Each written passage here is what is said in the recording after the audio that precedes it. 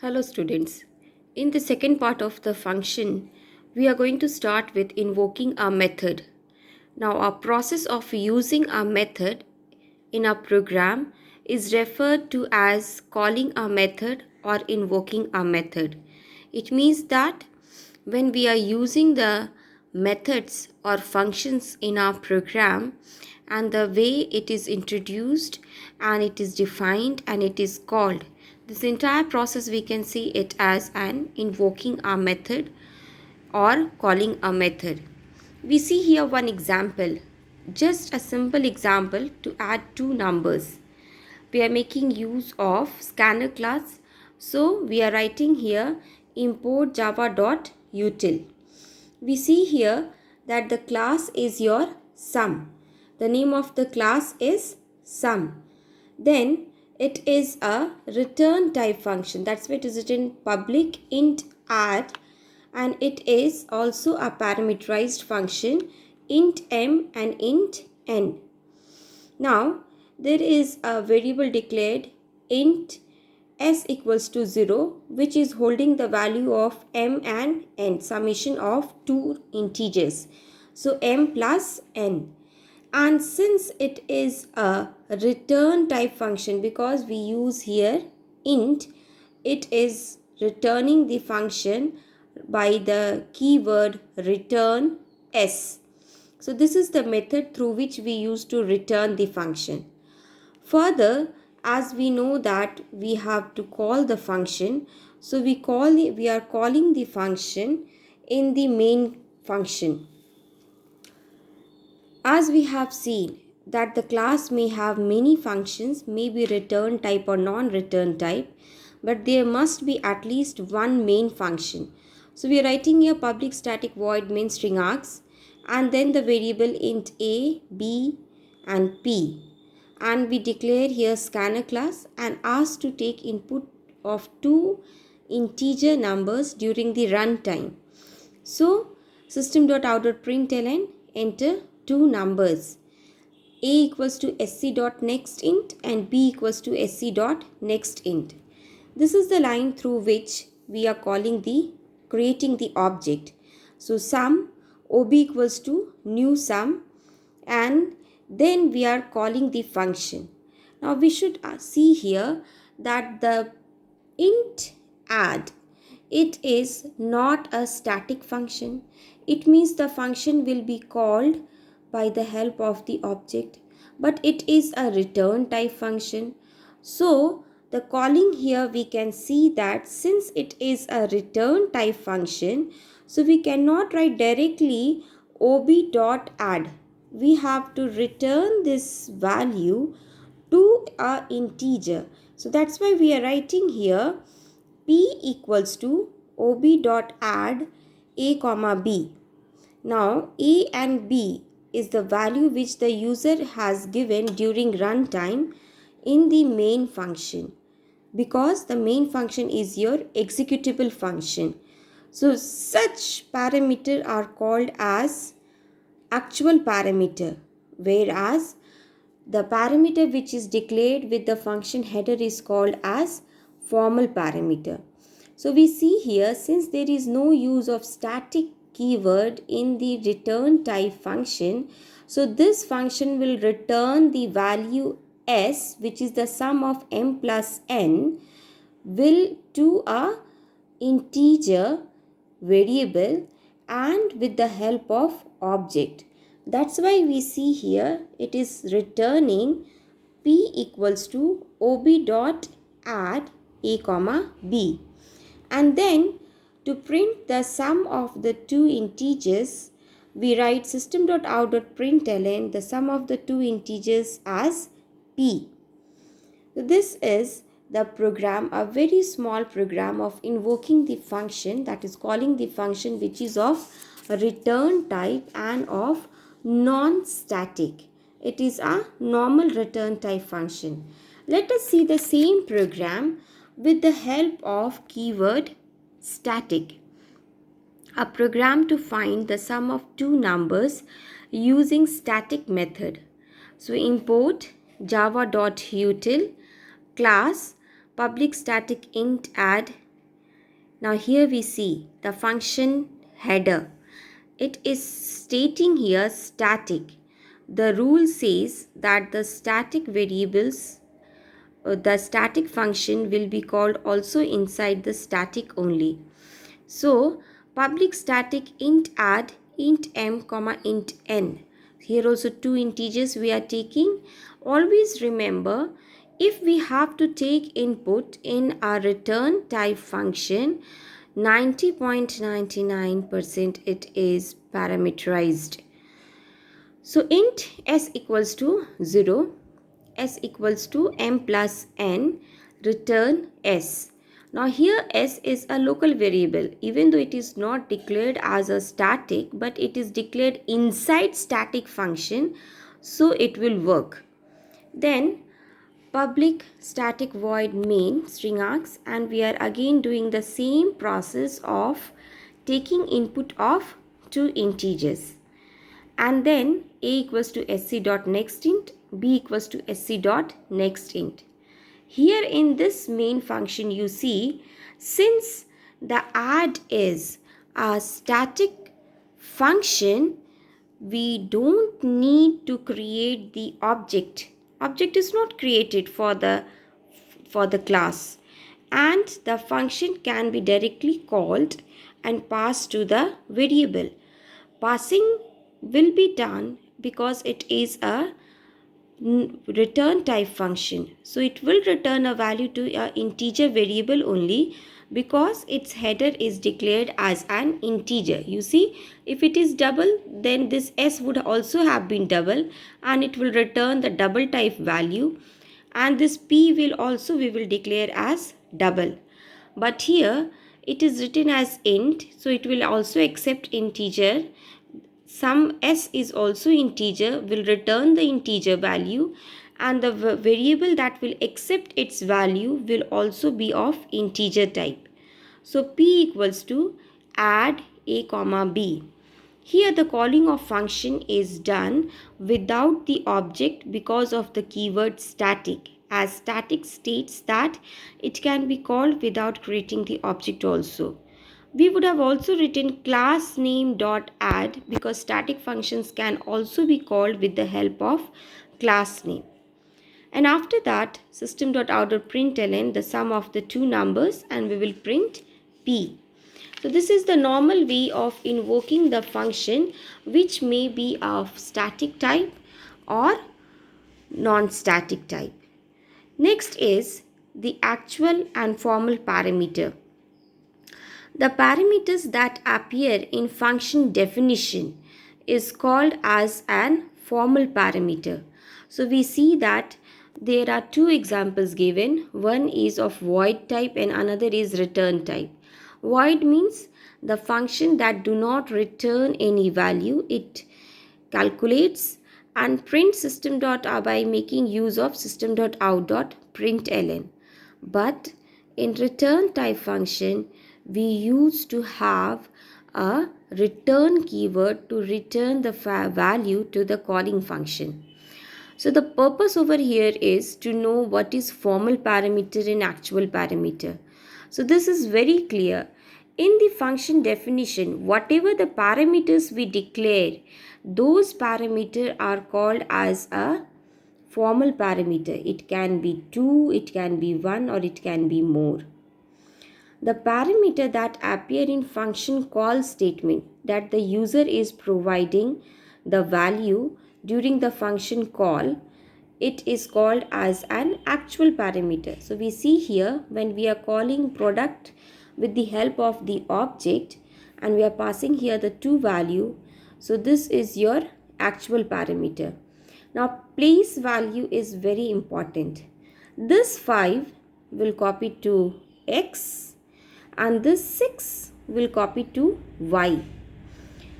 If we see here, if we pass 5 and 6, then every time x will accept the value 5 and y will accept the value 6 as many times we execute this program.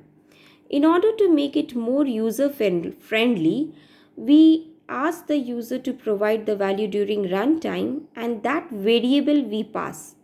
So this is your actual parameter. A and B is your actual parameter because actually user is providing the value in A and B. So the value of A will be copied to X and the value of B will be copied to Y. This type of passing of value is called as call by value.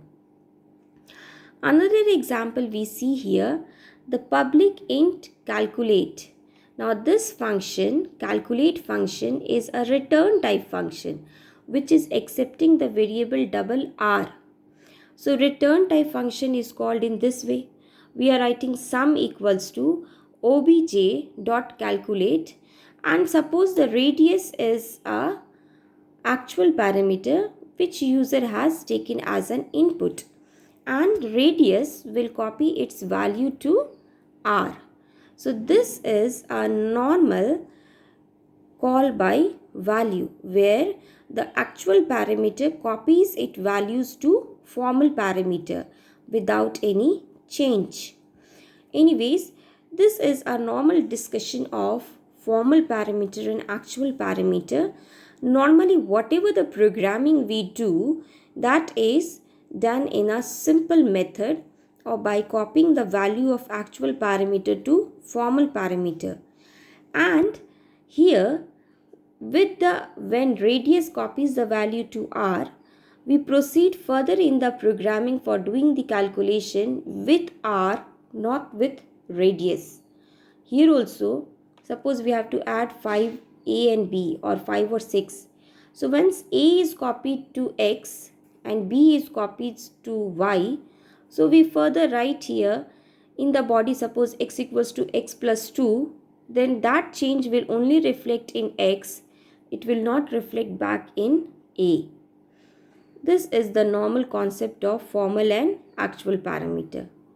Let us proceed further. Different ways of defining the function. The first way of defining the function is receiving the values and returning outcome to the caller. So here we see here it is a small program to calculate the factorial of a number which is of return type. The factorial of any number, suppose we say 5, then it is 5 into 4 into 3 into 2 into 1. Either we go in back order or we go in front order, like 1 into 2 into 3 into 4 into 5, to multiplying each number till the end term. So here my n was 5. So the factorial of 5 is 120. We see here class factorial, and then the function is declared public int fact int x. It is a return type function. The name of the function is fact, which is accepting the value int x. X means the number whose factorial I have to calculate. So int f equals to 0. So it will be int f equals to 1, not 0, because we know that anything multiplied by 0 is always 0. So we see here, if we do 0 here, the entire program will become wrong. So here in the place of 0, we have to make it as 1. This is an important point which you have to consider. Usually we declare by 0. So we also make mistake. Now for int I equals to 1, I is less than equal to x, I plus plus. It means I will suppose x is 5, then I is 1, 2, 3, 4, 5. It will go till 5. F equals to f into I. So first time f will be I into I. Then it will be whatever the f value, suppose 1, then 1 into 2, then 2 into 3, then 3 into 4, then 4 into 5, like that it will keep going.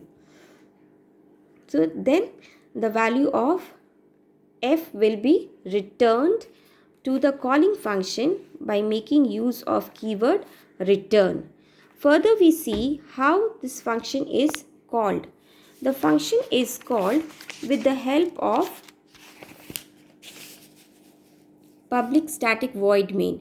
Now we see here, we create the object factorial ob equals to new factorial, and we are taking here the two values for calling the function for 2 times for seeing different result.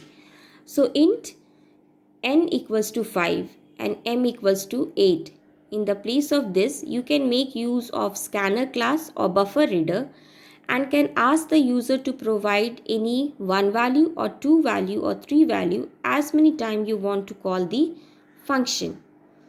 Then here I am calling the function twice with the 2 value 5 and 8.